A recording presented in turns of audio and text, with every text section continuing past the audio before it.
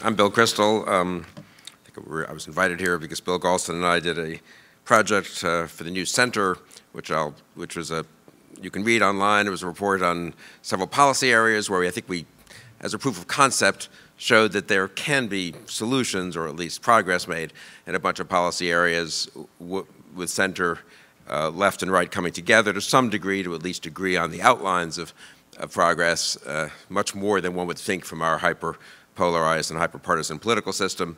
You can read that on report online. Bill can talk a little bit more if he wants about New Center going forward.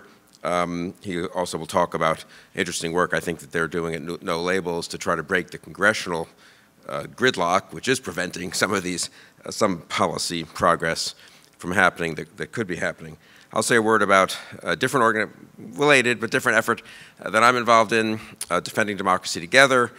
This was launched in cooperation with the Democracy Fund and with others in this room, Sarah Longwell and I and a few others. And she's here, and I think we'll be here for pretty much the whole day. I have to be in and out a little this afternoon, so you can lodge all complaints with her and all praise with me before I leave for our efforts. So that's a 501c4 that's attempting to defend democracy. We've got stood up various groups, Republicans for the Rule of Law, Republicans Against Tariffs, done some research, done some broader efforts looking forward to 2019, 2020. To put, not to overthink it, to be simple about it, this is an attempt to save the Republican Party from Donald Trump and Trumpism.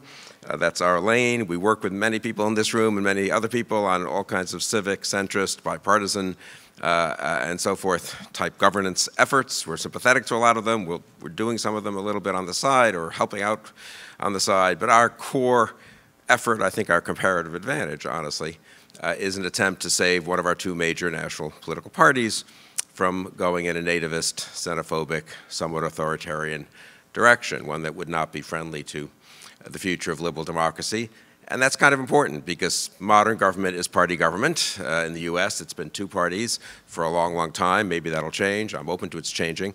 But for now, it's two major parties, and it kind of makes a difference if one of those two major parties is basically friendly to and supportive of the norms and institutions of liberal democracy or not. And right now, that's in question, I think, because of the fact that Donald Trump, not to make it too personal, but it is the fact that he's the president. He's the leader of the party. For now, he has control mostly of the party and approval mostly from the party.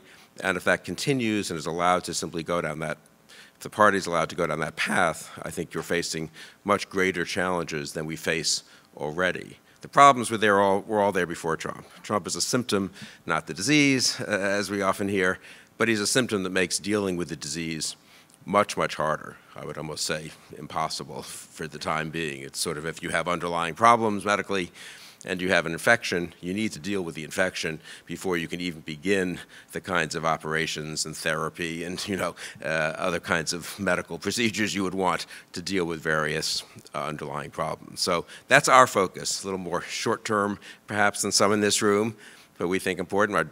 My daughter-in-law, our daughter-in-law just began her residency in emergency medicine, and we were chatting about what she was doing and what Sarah and I are doing at Defending Democracy Together, and we decided we're the emergency room, the emergency medicine part of this. You all are the therapists and psychiatrists and neurologists and all the fancy doctors and physicians with deep analyses and remedies for what ails us. But we're going to try to get the patient out of the emergency room into a stabilized situation where you all can deal with him or her.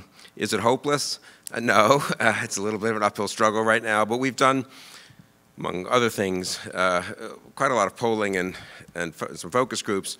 And it turns out, I'll just tell you this quickly, that you look at the headlines, 85% of Republicans approve of Trump, and it looks, congressional Republicans have certainly been pretty pathetically subservient to Trump.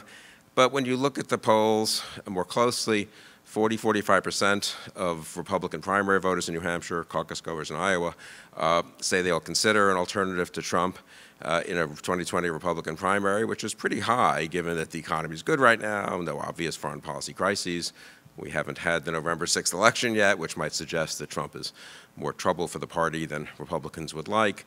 We haven't had, obviously, the Mueller report. focus groups showed this too. I mean, well, just on the polls for a minute, the 85% thing particularly is misleading. About 45 to 50% of that 85% are Trump supporters. 35% or so are reluctant Trump supporters. They, more than I would like, accommodate him, rationalize him, are happy to have certain policy victories, and are willing to ignore or minimize the damage done by other things he's doing and saying, but they're not thrilled with him. And Sarah did a couple of focus groups in sort of suburban Republican types, reluctant Trump supporters, and it was very striking. The first half, they were sort of defending Trump, basically, against attempts by the moderator to criticize Trump, and they were happy to attack liberal Democrats, the liberal media, and so forth. After the break, the moderator said, well, so you all are on board with Trump then for renomination and re-election in 2020? And it was like, I'm not so sure about that, you know. I mean, we want to defend him. He's done some good. He's done some disruptive stuff that's necessary, you know. But another 4 years, it might be a little much. And couldn't we have a little more governance and a little more bipartisanship and a little more collegiality? Voters are able at one and the same time to want disruption, and then when the disruption is divisive, to say, well, we don't really like the divisiveness of Washington, which isn't unreasonable, incidentally, for voters. They want a kind of disruption that will lead to governance, not a disruption that leads to chaos or to increased inability and impossibility of governance. I do think a challenger to Trump from either side or any side would have to be a reformer who would say, this really is about draining the swamp. Trump, in a way, sold you a bill of goods, but it's understandable that you might have fallen for that. In any case, the focus groups and the polls do suggest that we have an uphill struggle, but maybe not a totally uphill struggle to save the Republican Party from Trump and Trumpism. I mentioned the emergency room analogy. I like the airline analogy, but thinking about what we're doing in that respect, I would say we just want the airline to land safely at this point.